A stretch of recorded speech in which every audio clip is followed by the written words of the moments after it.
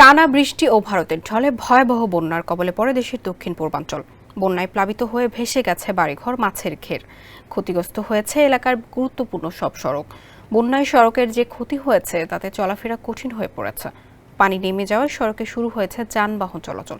তবে সড়কগুলো ক্ষতিগ্রস্ত হওয়ায় ভারী ভারী যানবাহন চলাচলে কার্পেটিং ও পাথর উঠে সৃষ্টি হয়েছে বিশাল বিশাল খানাখন্দের। সড়কে বড় বড় গর্তে পড়ে প্রায় ছোটখাটো দুর্ঘটনাও ঘটছে। মোহাম্মদ হাসানের রিপোর্ট, জানাচ্ছেন সুরজ আহমেদ। দেশের দক্ষিণ পূর্বাঞ্চলের ভয়াবহ বন্যায় ক্ষতিগ্রস্ত একটি উপজেলা কুমিল্লার মনোহরগঞ্জ। উপজেলার 11টি ইউনিয়ন বন্যায় প্লাবিত হয়েছে। বাড়ি ঘর, মাছের ঘের তো বটেই, উপজেলার গুরুত্বপূর্ণ সড়কগুলোর এখন বেহাল দশা।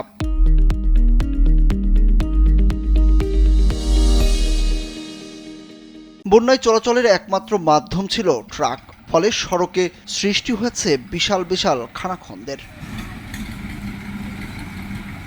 মনোহরগঞ্জ থেকে লক্ষ্মীপুর, হাসনাবাদ, দিশাবন্দ বাইপাস এবং পেমগাঁও থেকে লালচাঁদপুর সড়কের ভয়াবহ চিত্র এটি।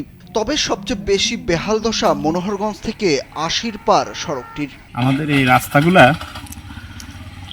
চরম, এই ট্রাক্টর চলা রাস্তাগুলো অনেকগুলাই পুকুরের মতন হয়ে গেছে। এখন এই রাস্তাগুলো মনোহরগঞ্জ লাকসাম সড়কটা বিভিন্ন সড়কগুলাই ট্রাক্টরে চলাফেরা করে রাস্তাগুলো নষ্ট হয়ে গেছে। এগুলোর বেহাল দশা এবং মানুষের চলাচল মাধ্যম ছিল একমাত্র পরিবহন ট্রাক্টর চলাফেরার কারণে প্রত্যেকটা রাস্তা নষ্ট হয়ে গেছে এবং বড় বড় গর্ত হয়েছে। এখন জনসাধারণ যারা আমরা আছি, আমাদের চলাফেরা করতে খুবই কষ্ট হচ্ছে।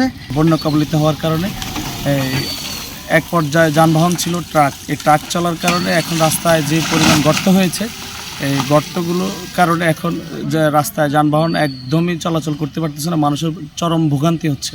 উপজেলা প্রকৌশলী মোহাম্মদ শাহ আলম জানান, বন্যায় সড়কে ক্ষতি হয়েছে 52,70,00,000 টাকার, আর ব্রিজ ও কালভার্ট ক্ষতি হয়েছে 5 কোটি টাকার। পানি কমার পর সংশ্লিষ্ট মন্ত্রণালয়ে ক্ষতির পরিমাণ তুলে ধরা হবে বলে জানিয়েছেন তিনি। সেতু হচ্ছে যে সড়ক পথ হচ্ছে 52,70,00,000 টাকা। এটা হচ্ছে আপনার হচ্ছে যে 5 লাখ টাকা, 5 কোটি টাকা, 57,70,00,000।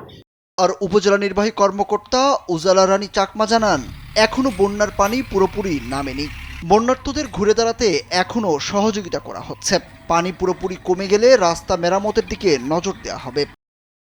আমরা তো আসলে এখন বন্যায় দুর্গত যারা আছে তাদেরকে খাদ্য সহায়তাই দিচ্ছি। এখনো পর্যন্ত খাদ্য সহায়তার প্রয়োজন তাদের আছে, যেহেতু পানিটা নামে নাই। যখন পানিটা একটু নামবে তখন আমরা যে রাস্তাঘাট, কোথায় কোথায় ব্রিজ, কালভার্ট এগুলা ক্ষতিগ্রস্ত হয়েছে, মানুষের বাড়িঘর ক্ষতিগ্রস্ত হয়েছে, অন্যান্য যে ক্ষতিগুলোর বিষয় আছে সেগুলোর দিকে আমরা নজর দিব, একটা দৃষ্টি দিব।